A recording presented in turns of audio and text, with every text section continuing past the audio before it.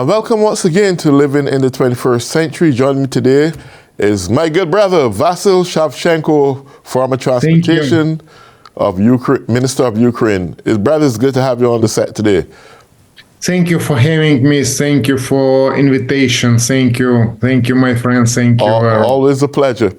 I first want to start by reading a little bit of stats here as of 10:39 a.m., December 21st. This is what the Russia losses look like. For troops, it's 772,280. AFVs, 19,841. Vehicles and fuel tanks, 31,891.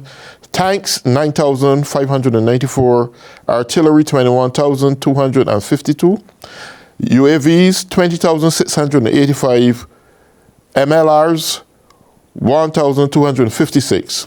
Planes, 369, helicopters, 329, cruise missiles, 2,947, anti-aircraft, 1,027, special equipment, 3,662, warships, 28, and submarines, 1. I want to also mention that a part of these troops who would have lost their life up to this point, I think more than 300 of them are now North Koreans that would have joined the Putin's military to fight the Ukraine. I have a lot of concerns this morning because recently I would have heard that President-elect Donald Trump would have indicated that given Ukraine long-range missiles to penetrate into the boundaries and the depths of Russia, could exaggerate and, inflate the war even more and make it a little bit more damaging for the Ukraine. I don't see that much favorable support of that, even in terms of finances anymore, like in the future going forward. Would this have an impact on how the European allies see and commit themselves to the Ukraine in terms of giving them long-range missiles to accomplish the job they need to accomplish? I'd say that now is a challenging moment for Ukraine forces. And because Russians are storming Ukraine's fortification just to demonstrate that they are powerful, that they are able to commit serious offense operation.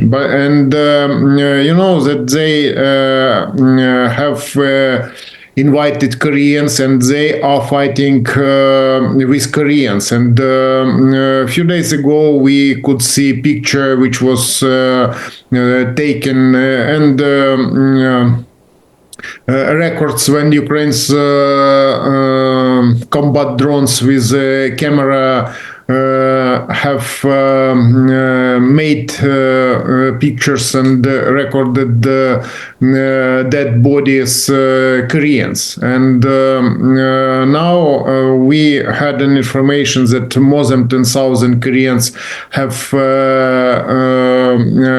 came to the battlefield, and they have participated in combat events, and more than 200 Koreans were wounded, and about 30 or 40 were killed.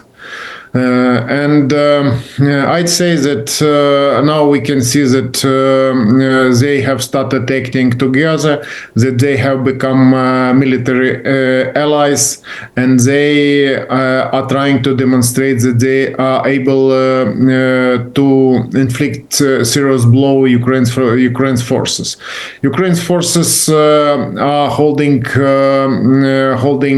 battle lines, and are fighting effectively against Russia's storm troops. Very often now they focused on three main directions, and they are attacking Ukraine's fortification before Ukraine will receive additional weapon to weaponize newly formed military brigade Ukraine forces, because Ukraine's president commented that now Ukraine has formed 13 new brigades, but we have weapons and armed carriers and military vehicles only for 3 brigades.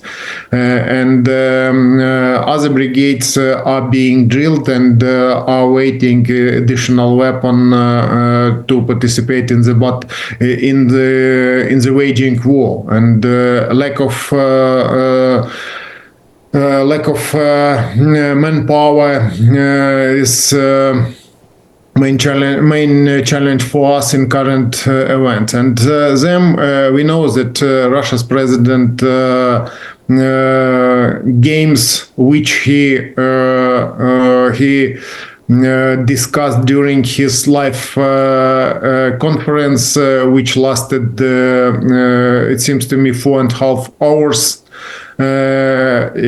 For him, it's a most interesting time, according to his opinion, and he commented that he is satisfied current events, and he is threatening all countries who will participate, who will help Ukraine in resistance and eliminating Russia's forces. And I think that now we can see that Russia's president and Russia's official decided to blackmail President-elect Donald Trump, because they want to demonstrate that they are able, for example, using international intercontinental missile, and they hit it in Dnipro city. And during his conference, he commented that he can have pre concerning the target in the Kiev city, and to invite partners and to try to intercept it, their newly produced so-called intercontinental missile. And we can see that it's games, and that it's blackmailing, and it's focused on United States and our partners. And I'd say that they are ready to demonstrate it, because their only weapon is blackmailing. And we can see that Russia is losing influence. Russia has become partner North Korea, has become partner Iran, and China, who's supplying them military technology for producing additional weapon. And lately we could see the transporting from North Korea many new barrel artillery North Korea standard, and they will try to act further, just to have opportunity to agree that United States will stop support for Ukraine, and Ukraine will get under Russian influence. And nevertheless, from current President Joseph Biden, we had opinions that he will be able to provide promised Ukraine weapon, and it will be enough for waging war during a year. And I think that we will have serious discussion with our partners, with our European partners, because they know that this blow is directed to Europe, not only Ukraine. After Ukraine will be next country, and it will be only only strengthening Russia troops, and because of it, we must act now, and it isn't.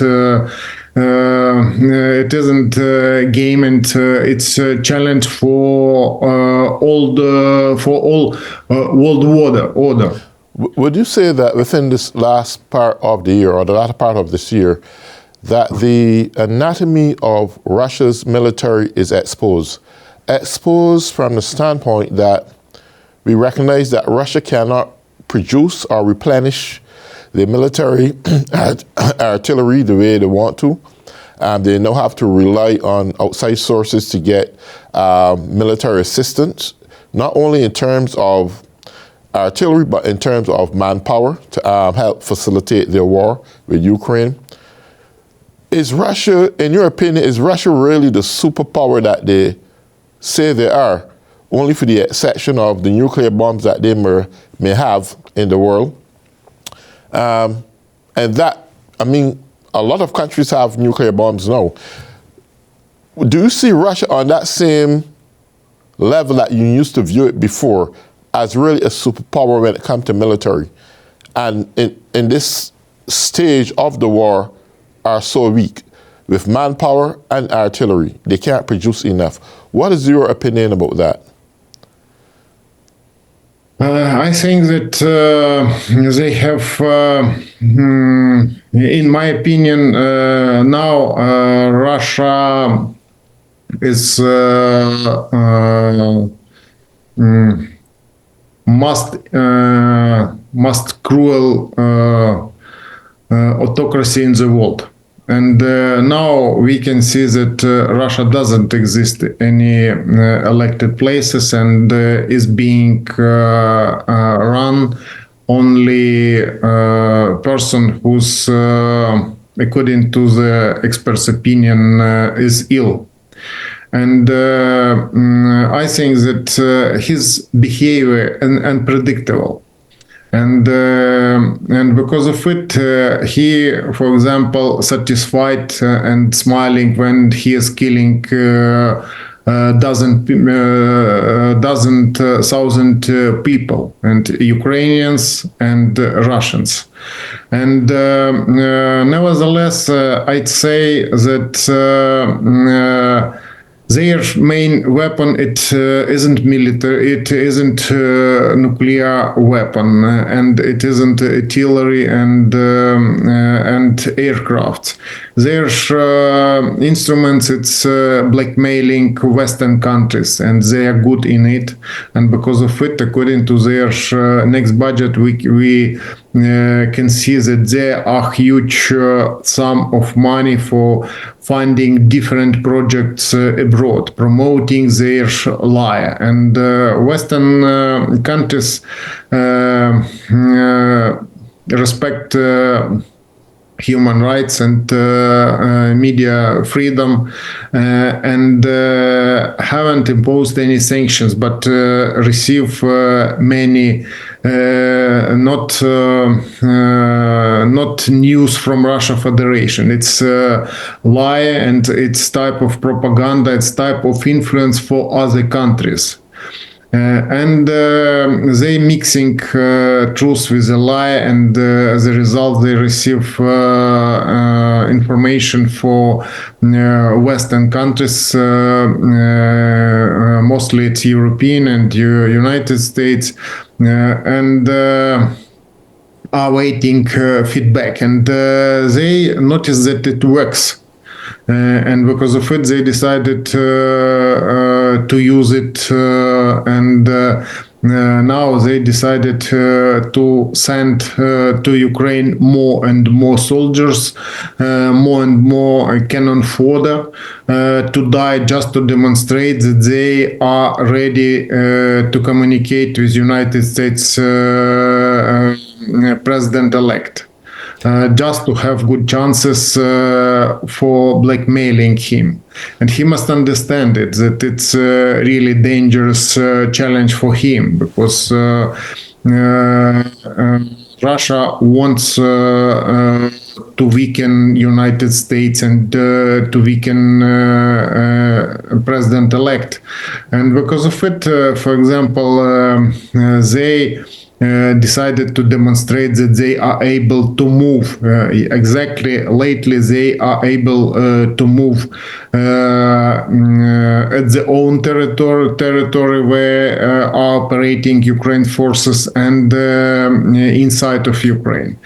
And he demonstrated that they are able to provide manpower for their forces, thanks to Koreans and other mercenaries they are looking for around the world.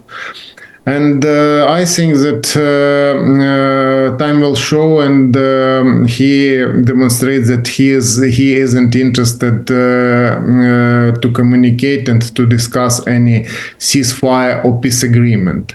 He changing their opinion. He demonstrates that he is ready to hold negotiations, but other officials confirm that they are not ready, that Russia is ready to fight. It's type of lie, and the only answer is to weaponize Ukraine, and it was one from the president-elect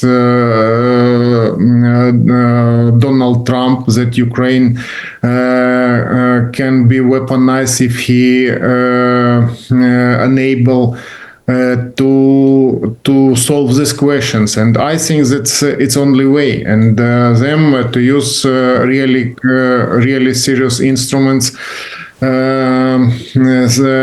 sanctions. For example, sanctions which can be imposed for Russia Federation will limit them extra money for waging war. But now their energy resources are exhausting, that Europeans have imposed sanctions for their fleet, which was involved in transporting Russia's oil, and it's effective sanctions, and we can see that Russia will not be able to spend their budget money for waging war, and it's the only signal which would stop him. What you think? What you perceive may be a good peacekeeping agreement or ceasefire agreement between both Russia and Ukraine right now? Because they know pretty soon you're going to have, Trump is going to try to have some negotiation going on between Zelensky and Putin to stop this war from going on any further. In your opinion, what you think is a good agreement? I'd say that these negotiations concerning ceasefire, for example, can demonstrate, first of all, Ukraine's officials and Ukraine president confirmed that Ukraine is ready to have negotiations, and it was confirmed. Donald Trump, who had it, and it was demonstrated world society. But negotiations without holding to have negotiations from Russia's side, we cannot have it, and we will not be able to invite peacekeeping troops, and we will not be able to locate it between our armies, because you know that peacekeeping troops can be sent at the battle line only in one case, when war is stopped.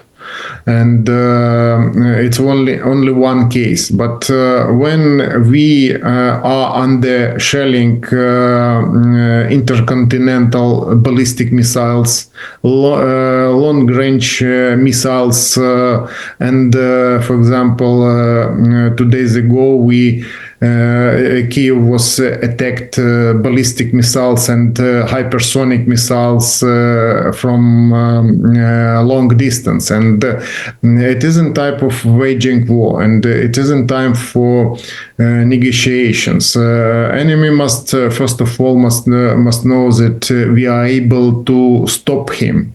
We have asked many times for extra weapon to stop him and them to defeat him, and it must be enough to do it. For example, it must be strengthen Ukraine's forces, and for example, you heard different negotiations concerning long-range missiles to hit targets inside of Russia Federation at the distance 300 kilometers. We received permission from previous president, but President-elect commented that he doesn't support it. And in this case, I think that Russians have started own game, and will try to do all their best just to have opportunity to influence to Ukraine and to stop funding. And you know that they are using different type of influence for official around the world. They are using their propaganda for influence abroad, and because of it, it's danger to discuss with them without instruments to force them to fulfill their promises. Is Ukraine at this point still have long-range missiles to facilitate them in this war? Are they still being able to disable some of the military sites in Russia? Now we have opportunity to use it, and it was used once or two during the last day, because it isn't exactly. But lately we received many information that Ukraine have managed to create and to produce Ukrainians made missiles. It's mixed between high-speed drones and missiles, and actually it's smaller, different type of missiles, middle range. And in this case, we will have opportunity to use it against Russia's troops and Russia's storages in the depths of Russia Federation. But now we cannot say, because we don't have enough these missiles, and these missiles are producing in Ukraine, and we will know when we will see it at the battlefield. But now our main challenge to stop Russia Federation moving further, and to prevent their opportunities to attack. And for it, for example, we need Western support. And because of it, I think our officials are holding negotiations with our partners concerning additional weapon, additional instruments to do it, to fulfill our obligations, and to demonstrate that we are able to stop it. And we know that Russia is at the brink of collapse, Russia's economy unable to work effectively, and next year for them will be, I think, a crucial moment, and because of it we must hold and we must be together in this time, and because of it, I think that our official will be able to have good relations with newly elected president and his administration concerning it, and they must know that Russia will try to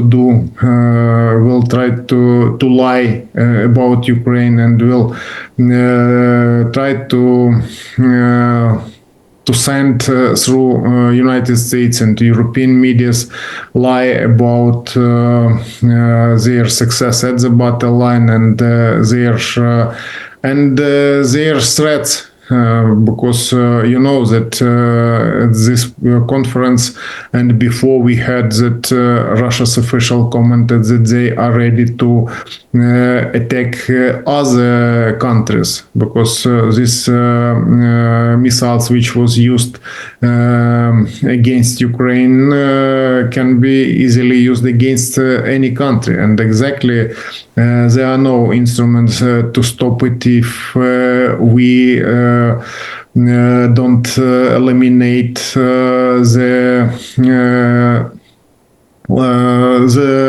these missiles at the launch point. And because of it, it's a challenge for us. But I think that we are able to do it because before the war, Russia's economy was, it seems to me, 1.5% in the world GDP. And it is a country which is able to use their technologies, because autocracies usually unable to use it, and only to consume Western events for producing old type, but now quite dangerous weapon. Okay. Well, Vasil, we come to the last minute of the program. Those 28 minutes fly pretty quickly. It was a pleasure to have you on today. And to all those who will be tuning in on Living in the 21st Century, have a great day.